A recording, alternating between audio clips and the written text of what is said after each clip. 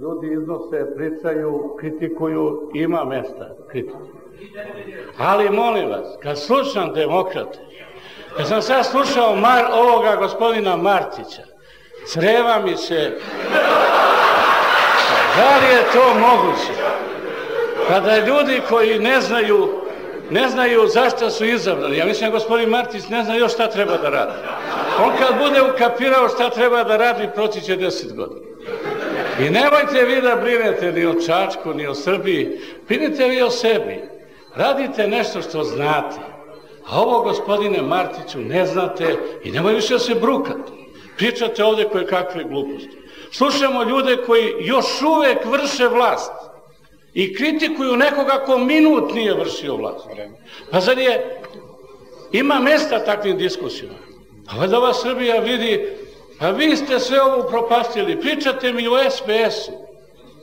Jeste, radili su to što su radili i kako su radili. Ali vi ste bili gori. Evo sad ste bili gori.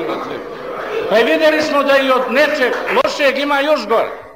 Prema tome, stvarno je glupo otezati ove rasprave, diskusije. Pustite nas da nešto uradimo, dajte neko vreme pa nas onda kritikujte. A vas smo vidjeli i stvarno nema smisla više da gubimo vreme sa vama. Vreme je da što preodete, to je dobro za sve nas. Gospodine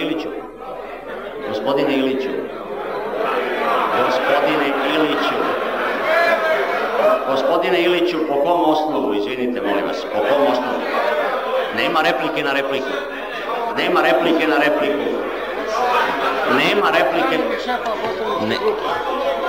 Sve, jel imamo vreme? Samo sekund, pošto imamo probleme sa poslovnikom. Pošto Vuk nije tu, ja sam zamenik. Gospodin Ilić kao zamenik šefa poslaničke grupe. Ja bih zamolio poštovane poslanike da mi shvatimo Demokratsku stranku šta je njihov cilj. Mi znamo da je panika u ministarstvima, treba im malo vremena i ovdje nas zamajavaju i to svi mi znamo. Prema tome nećemo vam više replicirati, pričajte šta god hoćete. Ali vi znate i predlog vaših ljudi je bio da u mnogim razvijenim zemljama postoje ministarstva za infrastrukturu koja objedinjuju, i gospodin Tadić to dobro zna, nemoguće je uraditi nešto kapitalnije, krupnije, pa da imate probleme sa urbanizmom, građevinom i ostalima. I u mnogim zemljama je to spojeno i mi smo pokušali da na jedan nov način se organizujemo. Prema tome, nemojte vi, gospodine Tadiću, mnogo da brinete o svemu tome šta će se uraditi.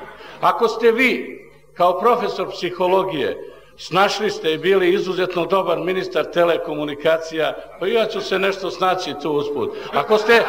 Ako ste sada uspeli da organizujete vojsku, isto kao profesor psihologije, svaka čast, vi ste taj supermen o čemu vi pričate. Vi ste devojka za sve. Ja mislim da...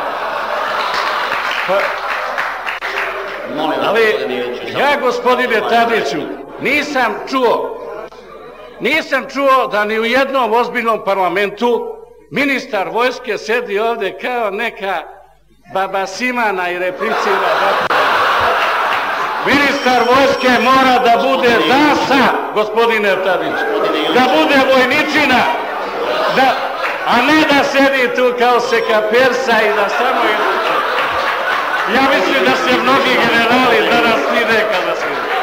Izliče vam opomenu zbog ponašanja prema narodnom poslaniku. Gospodin Anđelković čeka već dugo